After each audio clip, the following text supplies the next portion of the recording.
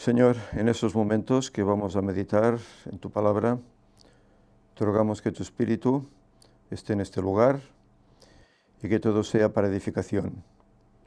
Guárdanos y danos tu paz. En nombre de Jesús te lo pedimos. Amén. Bien, buenos días de nuevo a todos los presentes y a los hermanos que están y amigos en el Internet. Hoy vamos a tener un culto, un sermón de los de antes.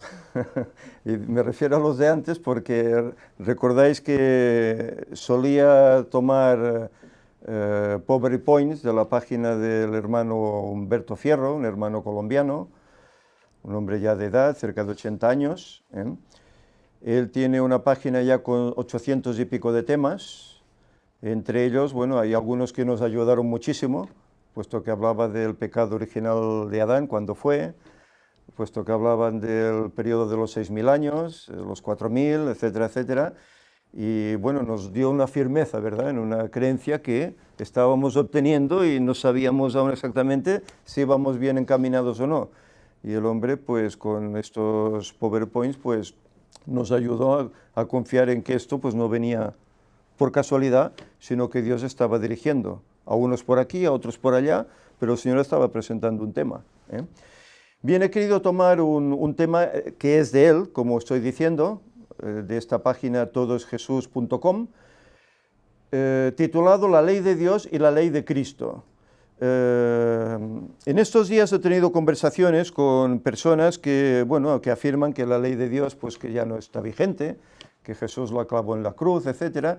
Y esto es lo que este hermano nos quiere hacer ver en este PowerPoint, que la ley aún es vigente, que realmente no fue clavada, sino que es una ley moral, una ley que es eterna, al igual que Dios lo es, y que forma parte de su gobierno, de su trono.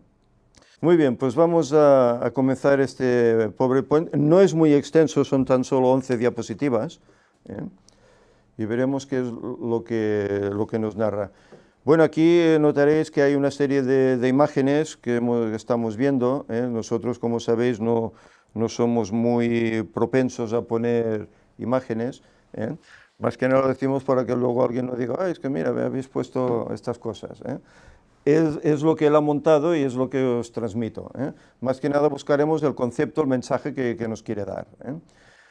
La ley de Dios y la ley de Cristo. Juan 14:15 dice, si me amáis, guardad mis mandamientos. Y Jesús se estaba refiriendo a estos mandamientos, a esta ley. Jesús enseñó a cumplir la ley de Dios. Él le dijo, ¿por qué me llamas bueno? Y esto es el joven rico. Ninguno hay bueno sino uno, Dios. Mas si quieres entrar en la vida, guarda los mandamientos. Le dijo, ¿cuáles? Y Jesús dijo, no matarás, no adulterarás, no hurtarás, no dirás falso testimonio, honra a tu padre y a tu madre, y amarás a tu prójimo como a ti mismo. Y esto está en Mateo 19, del 17 al 19. Es decir, que aquí Jesús habla abiertamente de la segunda parte de la ley. Sabemos que la ley eran 2 tablas. En la primera parte había los mandamientos referentes a Dios y en la segunda parte los otros 6 que eran referentes al prójimo, el trato con nuestro hermano, carnal, humano, ¿verdad? Y Jesús vemos cómo él le dice al joven, los mandamientos sabes, guardas, los mandamientos del decálogo. Y luego él resume estos mandamientos de esta segunda parte en amar al prójimo como a uno mismo, que en eso se resume la ley, pero no quiere decir que el amar al prójimo sustituya a esos 6 mandamientos, sino que el resumen de estos 6 mandamientos es amar al prójimo, ¿haciendo qué? No mintiendo, no robando, no adulterando, no codiciando, etcétera, etcétera. Esa es la manera de amar al prójimo. ¿Qué mandamientos debía guardar el joven rico? Toda la ley, tanto los 10 mandamientos como otras partes de la Torá.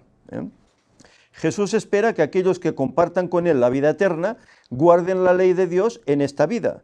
¿Acaso no queremos hacer la voluntad de Dios en la tierra nueva? Y la ley sabemos cómo estará ahí. Isaías 66 lo declara. Dice que de mes en mes y de sábado en sábado vendrán todos a adorar delante de mí, ¿verdad? Jesús enseñó a cumplir la ley de Dios. De estos dos mandamientos depende toda la ley y los profetas. ¿Cuáles son estos dos mandamientos y qué relación tienen con la ley y los profetas? Los profetas, desde Josué a Malaquías, se basan en la ley y la explican. Toda la ley, el Pentateuco de Génesis a Deuteronomio, se basa en los 10 mandamientos. Y es así. La ley de Dios, los 10 mandamientos, que están en Éxodo 20, del 3 al 17, se basa en estos dos mandamientos. Amar a Dios, que son los mandamientos 1 al 4, y amar al prójimo, que son los otros restantes, del 5 al 10. Y amarás a Jehová tu Dios de todo tu corazón y de toda tu alma y con todas tus fuerzas. Esto está en Deuteronomio 6:5. Es decir, que Jesús no inventó algo nuevo. Se limitó a repetir lo que él ya había dicho en Deuteronomio. Si con su muerte Jesús hubiese anulado la ley, también estos dos mandamientos incluidos en la ley habrían sido anulados. Por el contrario, Él nos enseñó a cumplir toda la ley de Dios. No te vengarás ni guardarás rencor a tus hijos, a los hijos de tu pueblo, sino amarás a tu prójimo como a ti mismo. Yo Jehová, Levítico 19, 18. Es decir, Jesús no inventó nada. Cuando dijo amar a Dios sobre todas las cosas y amar al prójimo como a ti mismo, estaba haciendo referencia a una ley escrita ya en el Antiguo Testamento. Es decir, que esto no cambia unos mandamientos por otros, sino que es un resumen de los 10, pero que aún están en vigencia. Jesús cumplió la ley de Dios. Si guardaréis mis mandamientos, permaneceréis en mi amor, así como yo he guardado los mandamientos de mi Padre y permanezco en su amor. ¿De qué manera guardó Jesús los mandamientos de Dios? Honró a sus padres. Dice la Escritura que estaba sujeto, ¿verdad?, a sus padres, hasta la edad de 30 años. Se negó a adorar a Satanás. No tendrás dioses ajenos delante de mí, no te inclinarás ni honrarás, ¿verdad? Sí. Se negó a adorar al diablo. Guardó el sábado. Y él mismo dijo que era señor ¿de qué? Del sábado, ¿verdad? El cual él mismo había dado en la creación, cuando hizo al hombre, ¿verdad? Nunca pecó. Guardando esta ley, nunca pecó. Fue obediente toda su vida. Y estando en la condición de hombre, se humilló a sí mismo, haciéndose obediente hasta la muerte y muerte de cruz. Antes lo citábamos en la escuela sabática, como los discípulos no querían que él fuese al Calvario. El mismo Pedro, que esto no te acontezca, y él tiene que decirle, apártate de mí, Satanás, porque me eres tropiezo, ¿verdad? En la condición de hombre, se hizo humilde hasta la muerte y muerte de cruz. Si queremos permanecer en el amor de Jesús, debemos obedecer como él obedeció a su Padre y permanecer en su amor. El no guardar los mandamientos de Dios implica no amarlo. Nadie guardará la ley de Dios a menos que ame al unigénito del Padre. Y con no menos seguridad, si alguien lo ama, expresará su amor mediante su obediencia. Todos los que amen a Cristo serán amados por el Padre, y Él se les manifestará. En todas sus emergencias y perplejidades tendrán el auxilio de Jesucristo. Es decir, la garantía, la seguridad de que el cielo estará con nosotros si somos obedientes. Si no lo somos, nos dejará de lado, ¿verdad? Jesús amplió la ley de Dios. Un mandamiento nuevo os doy, que os améis unos a otros como yo os he amado, que también os améis unos a otros, según Juan 13:34. Jesús ya había enseñado muchas veces, basándose en enseñanzas del Antiguo Testamento, que debemos amar a amigos y enemigos. ¿En qué aspecto, pues, el amarse unos a otros era un mandamiento nuevo? El matiz que lo hace nuevo es este: debemos amarnos como Jesús nos amó a nosotros. Y el pasaje, Juan 3:16, que dice, de tal manera amó Dios al mundo, ¿verdad?, que dio a su Hijo unigénito, para que todo aquel que en él cree no se pierda, mas tenga vida eterna. Eso demuestra el amor de Dios, el dar a su Hijo. Nosotros le amamos a Él porque Él nos amó primero. Y nosotros tenemos este mandamiento de Él. El que ama a Dios, ame también, ¿a quién? A su hermano. Y esto lo escribe el discípulo amado en su primera epístola de Juan, capítulo 4, versículos 19 y 21. La ley de Dios y la ley de Cristo. A los que están sin ley, como si yo estuviera sin ley, no estando yo sin ley de Dios, sino bajo la ley de Cristo, para ganar a los que están sin ley. Y estas son palabras de Pablo que parecen así un poco entrevasadas, que decimos, ¿cómo sería en castellano? Complejas, entremezcladas, rebuscadas, pero que tienen un significado muy válido y muy edificante.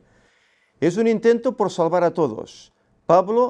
En un intento por salvar a todos, Pablo entablaba relación con los gentiles sin usar inicialmente la ley de Dios, sino buscando temas afines a través de los cuales pudiera enseñarles el amor de Dios.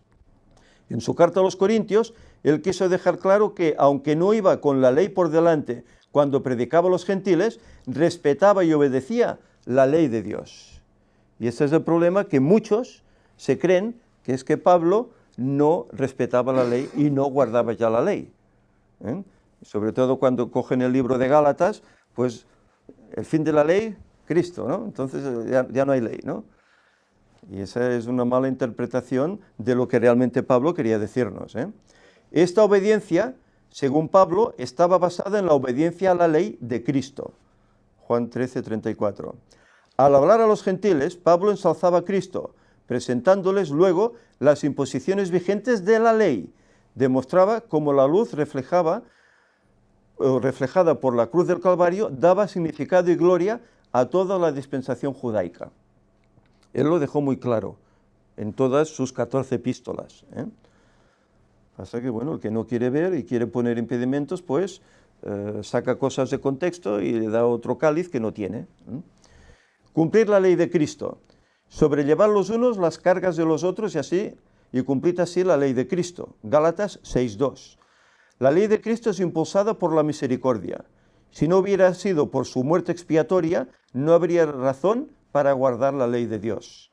Sin embargo, porque Cristo hizo posible la vida eterna, hay un incentivo para ser fiel y reanudar la observancia de la ley de Dios después de momentos de debilidad. Los cristianos deberían usar la ley de Cristo como un vehículo para transportar al pecador arrepentido de regreso al ámbito de la ley, de amor de Dios. Es decir, que aquí no lo dice, pero realmente es así. Si la ley hubiese podido borrarse, quitarse, como realmente se asevera que Cristo la clavó, Cristo no tenía por qué morir. Porque la paga del pecado es muerte, ¿verdad? Pero el pecado es transgresión ¿de qué? De la ley. Pues si ya no hay ley, ya no hay pecado, ya no hay muerte. Cristo no tenía que haber muerto. Pero en cambio, Cristo muere porque la ley demandaba muerte del pecador. Y Él toma el pecado nuestro y muere en nuestro lugar. Por eso demuestra que la ley es vigente. Por eso el que diga que está clavada, bueno, hay otras leyes que se clavaron en la cruz, pero no esta. La ley y el juicio, porque el Padre a nadie juzga, sino que todo el juicio dio al Hijo. En Juan 5:22. Ser juzgados por aquel que ha pasado por las mismas experiencias que nosotros y cuya ley es el amor es reconfortante.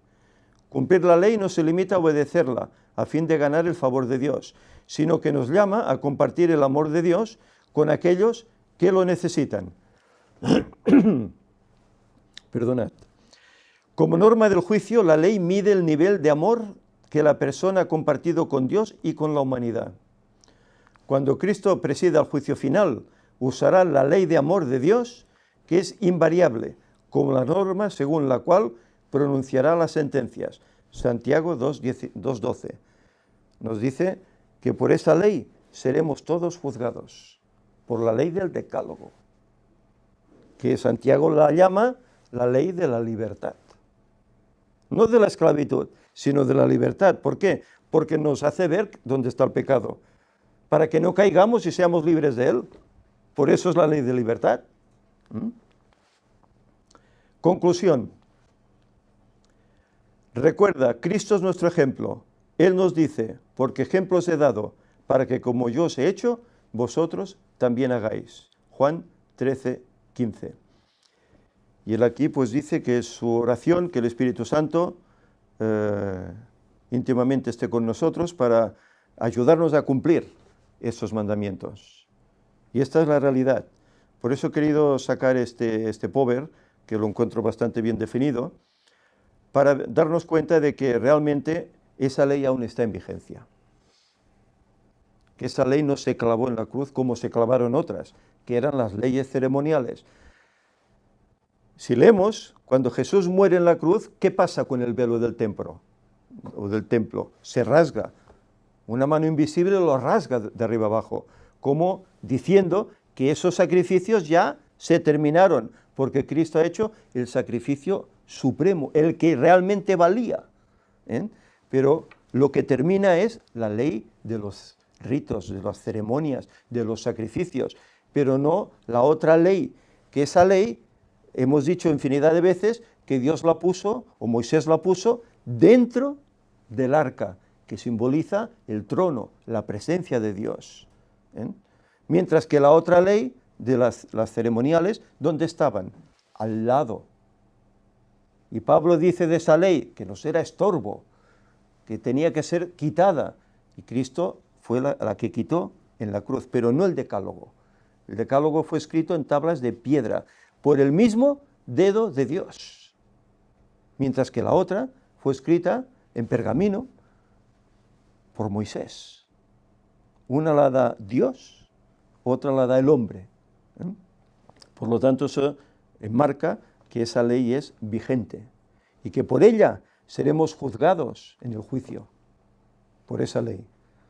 Por lo tanto, proclamémosla, aún es vigente. Y los amigos y hermanos que creen que no es así, bueno, que se relean otra vez los pasajes. Hoy estamos hablando, ¿verdad?, en la paz de Dios. Hemos estado hablando sobre todo acerca de Gálatas, ¿verdad?, esos versículos conflictivos que parece ser que dan a entender que esa ley ya no está. Y vemos que se está refiriendo a esta otra ley que citamos, la ceremonial, la de ritos, pero no a la ley del decálogo, que el mismo Jesús practicó y guardó, y que nos invita a que nosotros le obedezcamos haciendo lo mismo, guardando esa ley de la libertad, para que nos vaya bien y crezcamos espiritualmente en la fe. Que el Señor pues nos ayude a eso. Vamos a terminar, lo haremos haciendo una oración.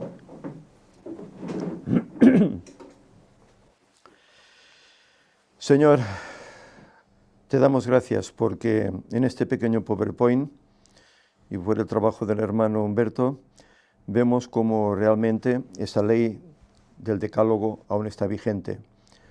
Una ley que incluso antes de ser dada en el Sinaí era conocida, era practicada por los hermanos Abraham, etcétera, y otros. Y como Señor, tú lo que hiciste fue escribirla en esas tablas para que la recordásemos. Pero no quieres que solo estén en tablas.